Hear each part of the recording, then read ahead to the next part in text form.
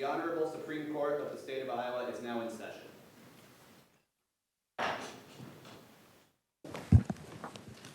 Thank you, everyone. Please be seated. We are here today for 4 cases. The case of State versus Greenland is hereby submitted without oral argument. And the case of Banwart versus Neurosurgery of North Iowa is also submitted without oral argument. Our first oral argument today is Singer versus City of Orange City. Parties ready? Appellant, you may begin.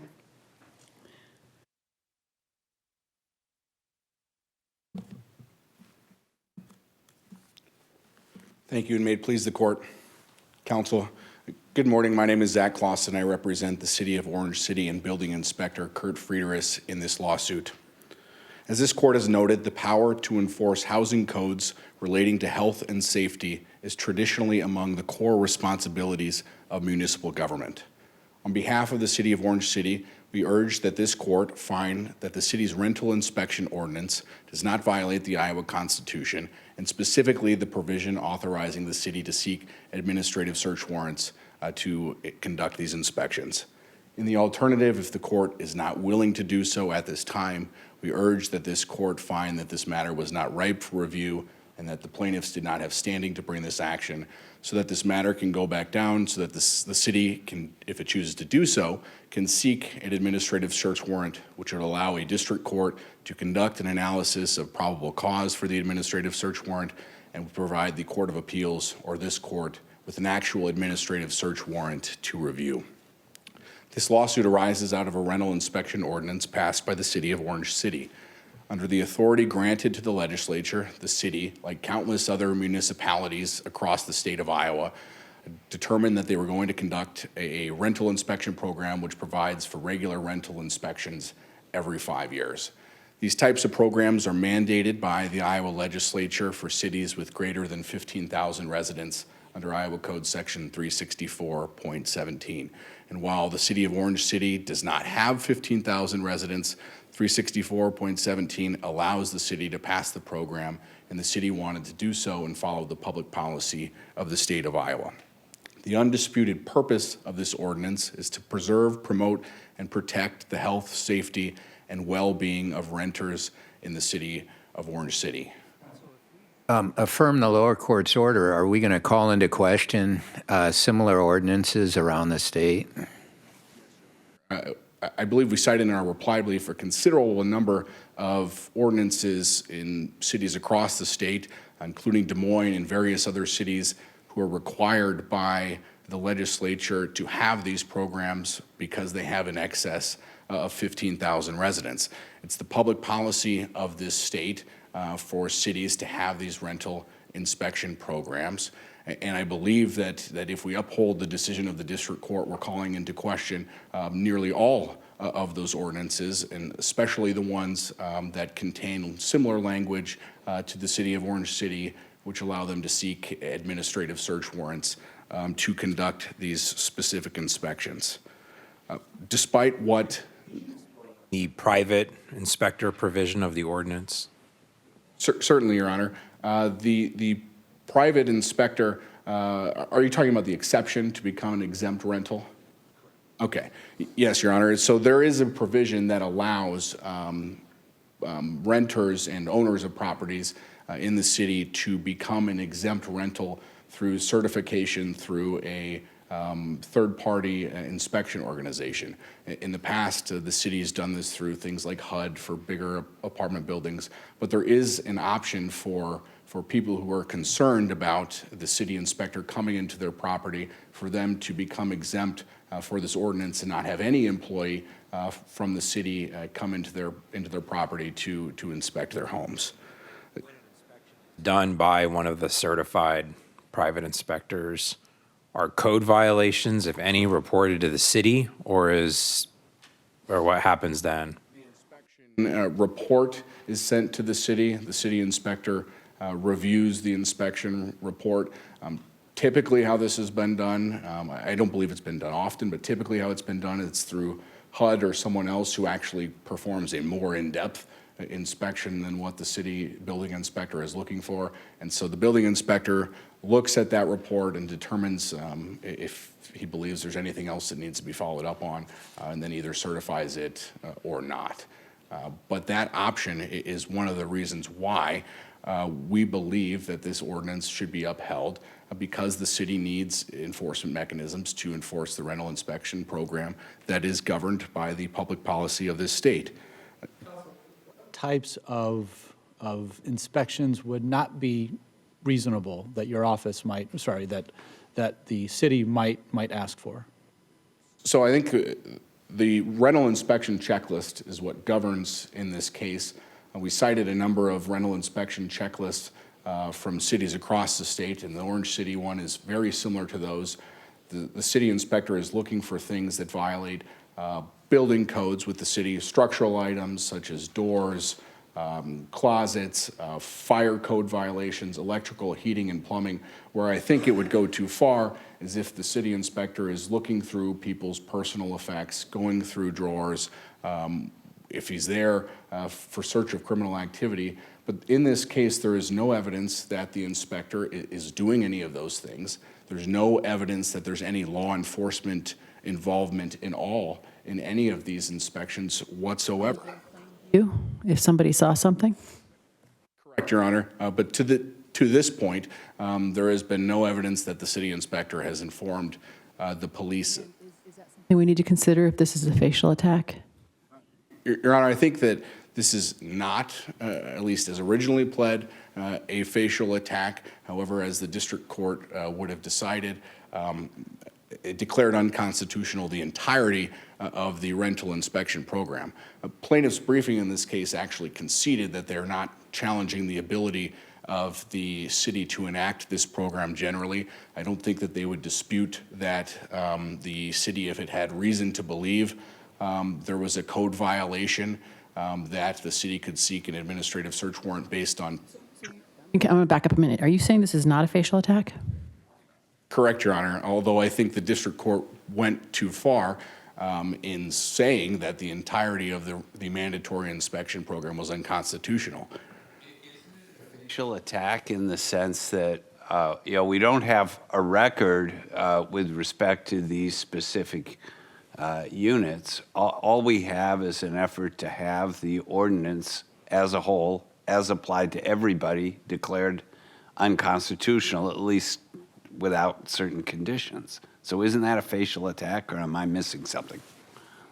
Your Honor, I guess the distinction that I made here was that I don't think that they were challenging the constitutionality of the ability of the city to seek an administrative search warrant in all respects. I think they concede that if there's probable cause for evidence of an existing code violation, that the city could seek a warrant to that. But as to Statute to do that. Correct, Your Honor, yes. So I misspoke.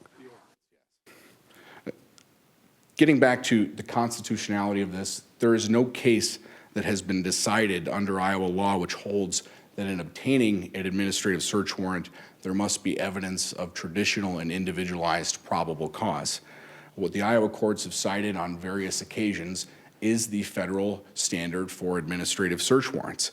Specifically, there are some criminal cases about this, and the In re Titan Tire case, which is an OSHA case, which discusses that the federal standard for probable cause is applicable to search warrants under Iowa Code Section 808.14, which is the right of entry statute that the legislature passed for municipalities and judicial officers to be able to seek and apply for these warrants. So shouldn't we be worried some about the watering down of probable cause for the warrant standard? I mean, our Constitution says probable cause. It has an established meaning in criminal cases. Why shouldn't it apply the same? The cities across the state need the ability to conduct these programs, and when you balance the governmental interest in enforcing health and safety codes with the limited intrusion, which is just for the code official to determine whether there have been violation with housing codes, the intrusion is limited. Just to be clear, what you're saying is that, as some cases say, that we should sort of replace the probable cause standard with sort of an ultimate reasonableness analysis. That in this limited scenario with rental inspection ordinances, we're urging that this court follow federal precedent in this area. I think when this court decided in Ochoa, the court's dilemma with the Camara case was not with Camara itself, but was with further exceptions that were not jealously and narrowly drawn. A majority of these cases where this court has decided that the Iowa Constitution provides greater protection than the federal Constitution dealt with parolees and probationers, they all involve enforcement of the criminal law and involve searches without a warrant that have actually been conducted. I think the court in Ochoa actually stated distinguishing between cases involving special needs not related to law enforcement and special needs involving enforcement of criminal law is not as easy as the fact scenario demonstrated in Camara. Here, that distinction is that easy. We're talking about enforcing a rental inspection program which has nothing to do with the enforcement of criminal law. Well, your opponents rely heavily on Ochoa, Baldwin, Short, those cases to argue for greater protection under the Iowa Constitution. But do you agree we can uphold this ordinance without narrowing or overruling any of those cases because they're distinguishable as involving law enforcement searches for criminal law violations? That is the key distinction here, is they all involve enforcement of criminal law. They all involve searches that were conducted without a warrant. Here, if the city chooses to seek an administrative search warrant, the inspections would not be warrantless. They would not be conducted by law enforcement at all. Point though, counsel, they can bring police with them, right? Your Honor, that has not happened to date. There was Right? I mean, as I understand it, they could. nothing in the ordinance that prevents that from happening, but the evidence is that the building inspector is the sole person that goes to the property. I think that, It's about what they saw, couldn't they? Your Honor, The inspector could be the eyes and ears for police in that apartment, right? nothing in the record that suggests that that's happened so far. If we look at the Minnesota Supreme Court, when they considered this, they discussed how there was no evidence that cities have abused these rental inspection programs or that there was any sort of increase in individualized probable cause and criminal warrants because of the inspections. That's the same thing here. There's no evidence that cities across the state of Iowa have abused this rental inspection program at all. There's no evidence that city inspectors are going back and informing police of the things that they've seen. And because of that, A legitimate reason, not an investigative reason, to have an officer along. I mean, let's say you have one of these warrants, the person shows up at the rented home, and the owner threatens the inspector. Then the inspector might want to come back with an officer, right? I think that for safety, there could be an officer present at the time of the inspection. The difference, though, is that the warrant, if it was issued, would be narrowly tailored to allow the building inspector to look for code violations. If the building inspector leaves and informs someone about something that he would seen, there would still be the second layer of protection in terms of probable cause for a criminal warrant that would need to be sought, and a court would review that as well. This actually happened in the State versus Carter case, which is cited throughout the briefing, where the Department of Revenue obtained an administrative search warrant. The inspector was accompanied by an officer who claimed that he smelled marijuana. He goes and gets a criminal search warrant, and then marijuana is discovered upon the subsequent inspection.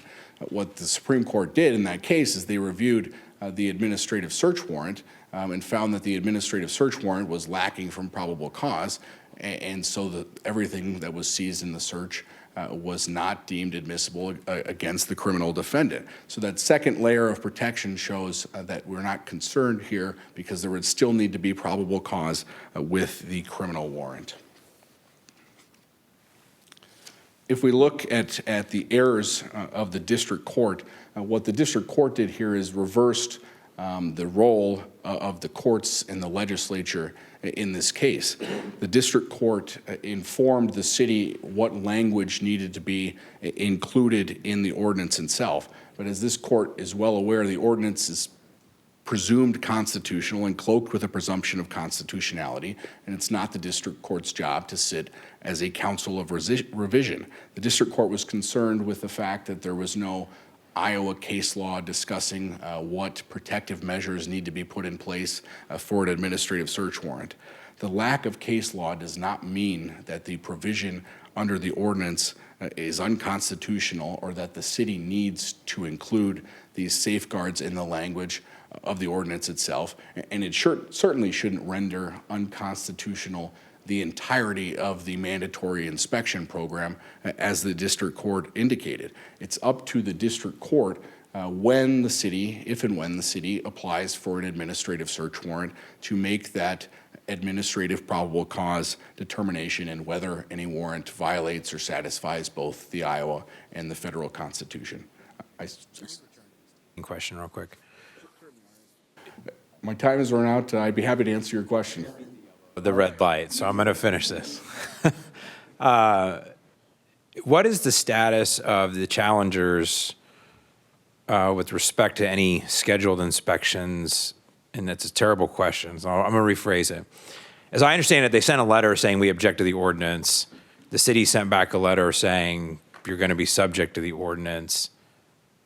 But as I read that letter, it wasn't like this is going to happen soon or this is going to be on X date. It was just a general statement of at some point the ordinance is going to be applied to the properties. Is that a fair assessment? What it specifically said is we're going to send you notice of an inspection, which I think under the ordinance, notice of an inspection is sent 15 days prior to the inspection. So the city only responded to the letters indicating that they are going to enforce the ordinance. There has been no notice of inspection issued. They haven't showed up to the property and been denied entry, and they haven't applied for any administrative search warrant, which is why we believe that they don't have standing and that this matter is not ripe for the court to review. Thank you. Mr. Wrench?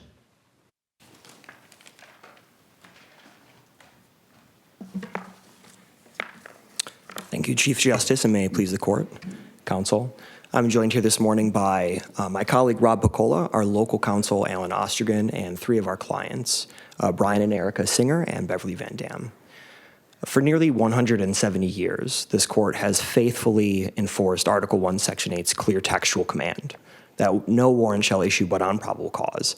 And this court has understood that command as a promise to Iowans that they won't ever be subjected to the same kind of suspicionless general warrants that were despised by our nation's founders. But in this case, Orange City is asking this court to revive general warrants, this time so that it can forcefully enter and search renters' homes for potential code violations, using warrants that the city admits are not based on any evidence. Opposing counsel says this is not a facial challenge. What's your position on that? We brought both a facial challenge and an as-applied challenge, Your Honor. The district court resolved it as a facial challenge, which we think is the most direct and straightforward way to do here. That's because this is in a relatively unusual situation where the law, by the city's own admission, on its face, allows the city to forcefully enter and search people's homes using warrants that are not based on any evidence. I think under Article 1, Section 8, if there is ever a candidate to succeed on a facial challenge, that's a pretty good one. We've also brought an as-applied challenge because the ordinance would be unconstitutional as applied to my clients' homes. And I think that this also goes to justiciability and the facial as-applied distinction. The city admits at pages 940 to 942 of the appendix that under the ordinance, its only remedy to forcefully search a renter's home when they object is to obtain a warrant that is not based on any evidence. There is no alternative. The private inspector question doesn't come in because the city also admits if the renter objects to a search by either an inspector, a city inspector, or a private inspector, the city's only recourse is a warrant not based on any evidence. So that's the first issue that the city admitted. The second is the city admits at those same pages of the appendix that it still intends. I think twice you've said that the city could obtain a warrant without any evidence. And I guess I don't see that in the statute. It says the city can obtain an administrative search warrant. And I think the administrative search warrant statute says it has to be issued in compliance with common law and statute. So what is your basis for saying that? The constitutional defect is actually in the administrative warrant statute itself. I think the defect is in the face of the law. So the city's position is that its ordinance allows it to seek suspicionless warrants. And I think a good example of where this court, well, the city has admitted that that's what the ordinance means. Those are at pages 940 and 942 of the appendix. Leave open the possibility that it would also be used for situations where there is probable cause. I mean, some warrants would be issued on probable cause, correct? What happens once there's been a warrant application to a judge, whether in that particular circumstance there is no evidence or there is probable cause, has never been an obstacle to this court in validating a law on its face when that law gives the government the authority to seek a suspicionless warrant. I have a couple of examples of that, one a little bit older and one a little bit more recent. The first is Sanders versus State. That was this court's 1855 decision. The statute involved in that case was a liquor statute that gave government agents the authority to forcefully enter people's homes using warrants that were based not on probable cause, but were based on evidence described as particularly as may be. And the court recognized in some circumstances on the back end of the warrant application, in some situations maybe there would be probable cause. The constitutional deficiency in that law was that it allowed the government to seek a warrant for less, for particularly as may be. Investigative situation. I mean, do you have any precedent where we in Iowa, our court has invalidated an administrative search before without a warrant? Administrative search, because I'm not familiar with any statute or ordinance or law that has allowed government agents to forcefully search people's homes. That, for example, inspections of restaurants would also have to be supported by probable cause if the owner of the restaurant objected. Our position is that invalidating the right of entry provision of the city's ordinance wouldn't have any impact on inspections behind the home or beyond the home. That's in part because the ordinance is on its face only limited to occupied rental homes. It doesn't apply to inspections beyond the home. I mean, the first thing you said up there is you quoted from Article 1, Section 8. Doesn't that logic? If you have to have a warrant to enter a home, you have to have a warrant to enter a restaurant. And these are, in a sense, businesses. I mean, they're rented out for money. It's a commercial transaction. It would have any impact on those inspections for a couple of reasons. Our position, as you noted in my opening, I discussed the language of Article 1, Section 8, and we do think that that's the general rule. We think that Article 1 sets the general rule that no warrants shall issue on probable cause, and then it is the city's burden, or the government's burden in general, as this court has said in many of its Article 1, Section 8 cases. It's the city's burden to establish that there's a historically rooted exception to that requirement when it doesn't want to get a warrant based on probable cause. And I think what we've established here is that the city does not have any evidence. Its ordinance allows them to seek those warrants without any evidence.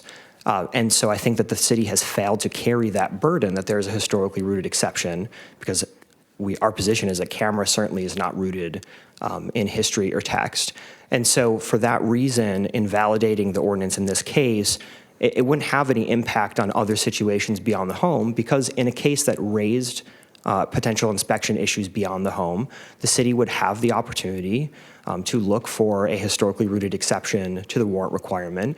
As Your Honor mentioned, there are other situations that involve businesses that are open to the public. This court has been very cautious to never analogize that to the home. And Let's assume that a tenant in the city of Orange City called and complained about a violation of the housing code,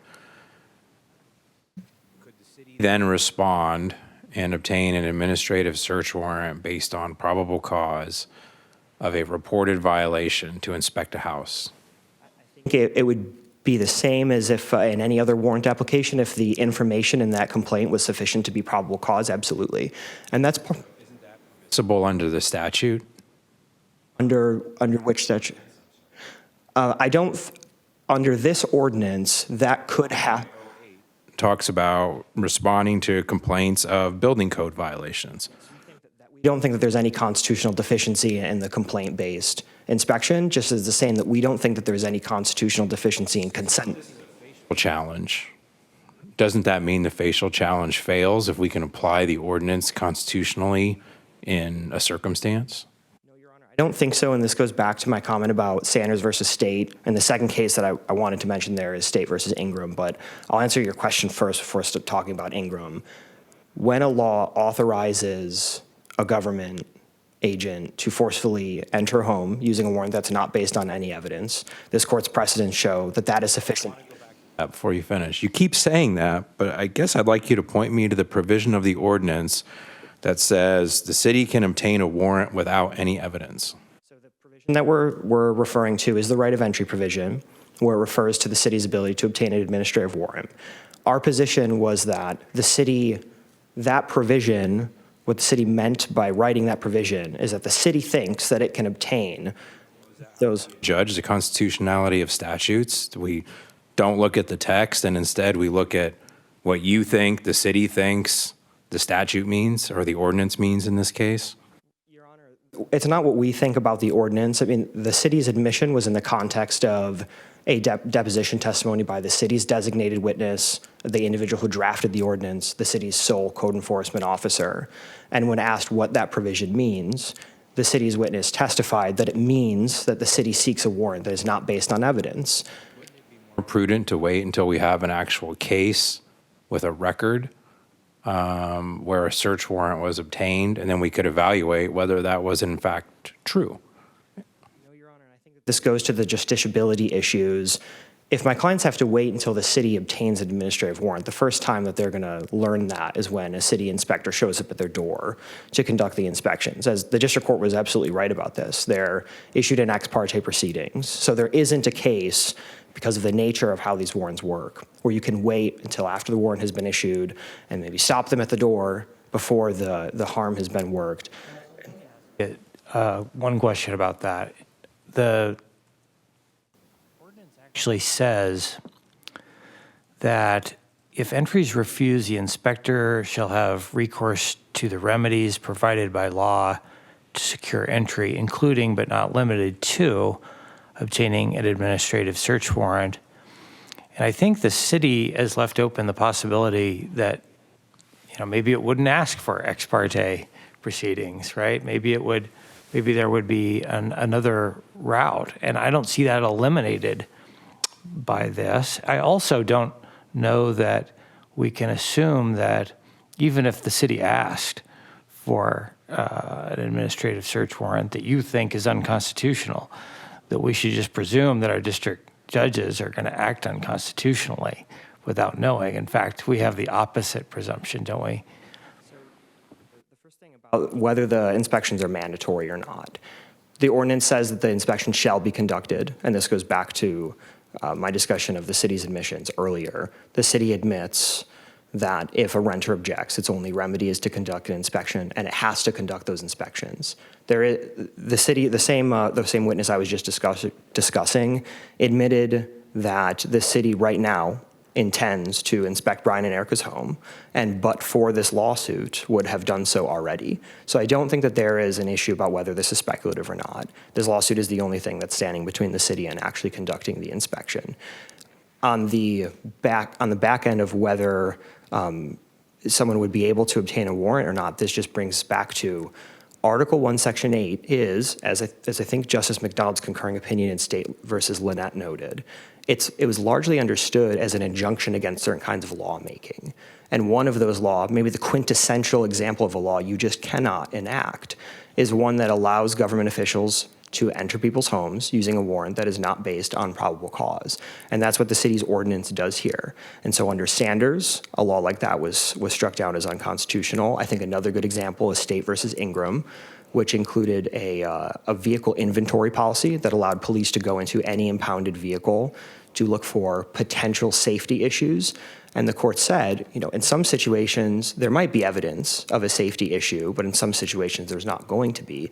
The problem is that policy gives police discretion in situations.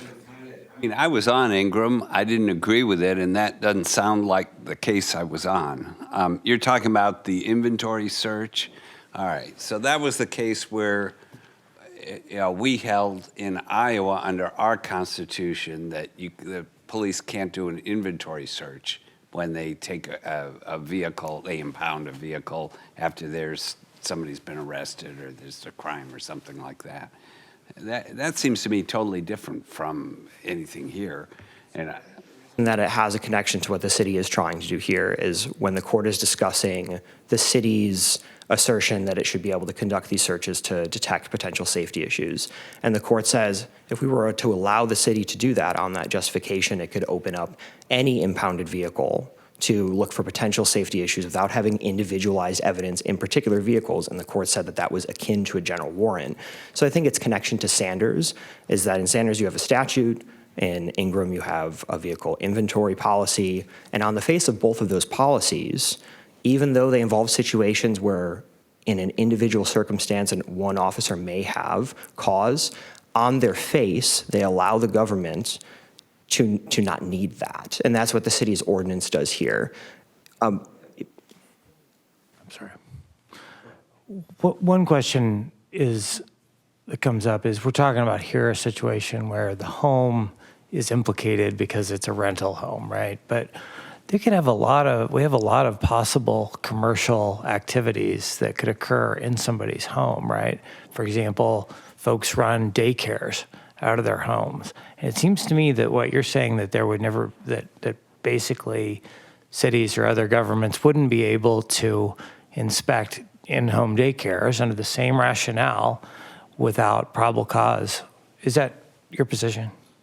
Position, and this goes back to why I think that it's important to keep this particular ordinance in mind. It only applies to renter-occupied homes. The city's entire justification for being able to forcefully enter the home using suspicionless warrants is because it's a renter-occupied home. And just as in the context of other commercial situations that might be open to the public, where there might be a wrinkle where there's some babysitter and having daycare in her home, and in that same scenario that Justice May just brought up. This is resolved in the same exact way in that there is a general rule under Article 1, Section 8. This ordinance applies to forced code inspections of the home. The city has failed to carry a burden that there's a historically rooted exception to that requirement in the context of the home. And in a situation that involved one of these other situations, I see that my time has expired. May I quickly finish my answer? In a context that involves one of these other situations, that's where I think the city has an opportunity to raise an exception, attempt to raise a historically based exception. I think that they have failed to do that here, and I think that the home is the last place where this court has been willing to loosen up the warrant and probable cause requirements. On the bench? Okay, thank you.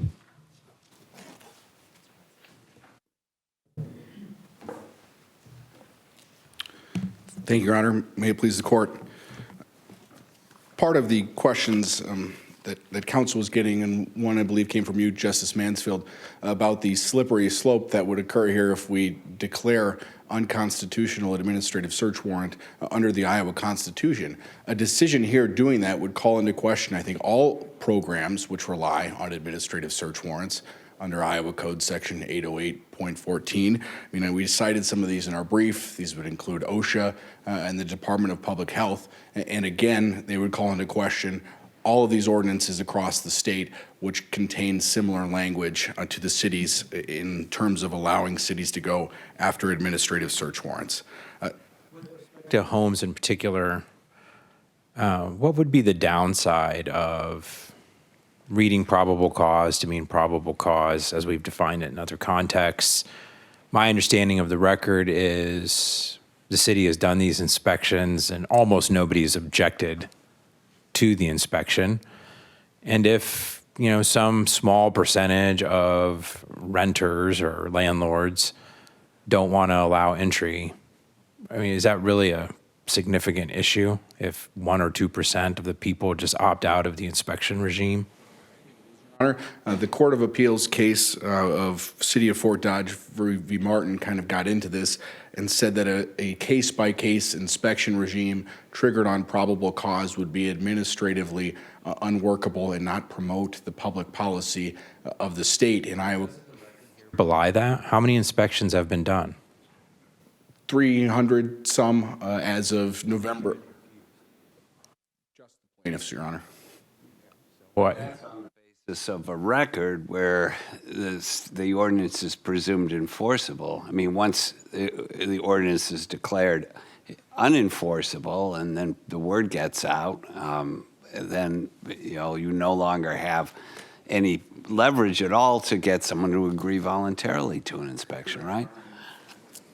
No effect of renters within the city who might refuse if the decision of the district court is upheld, and let alone those across the state where cities are required to have these ordinances.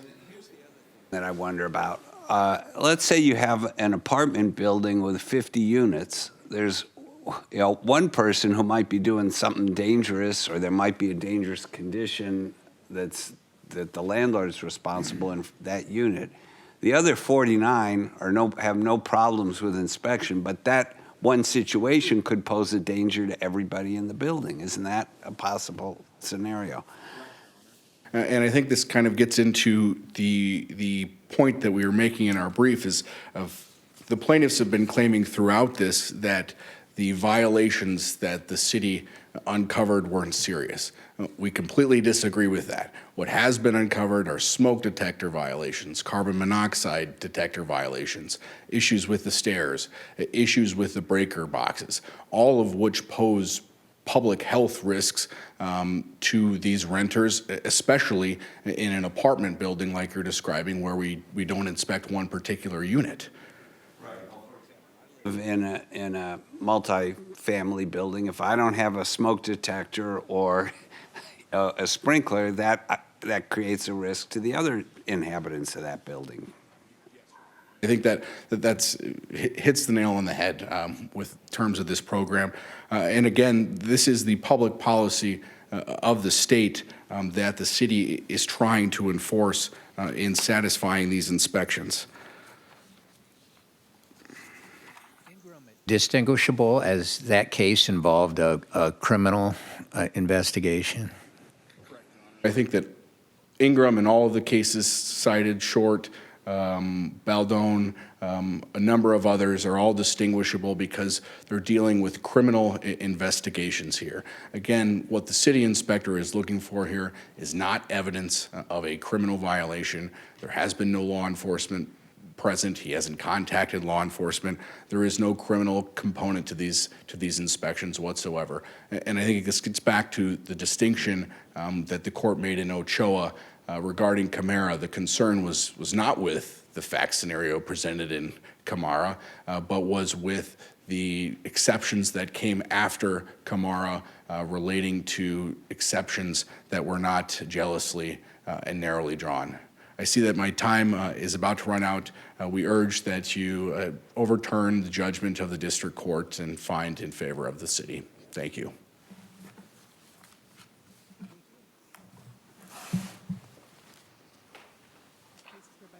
And we'll take a brief few moments. We'll remain on the bench for the next case.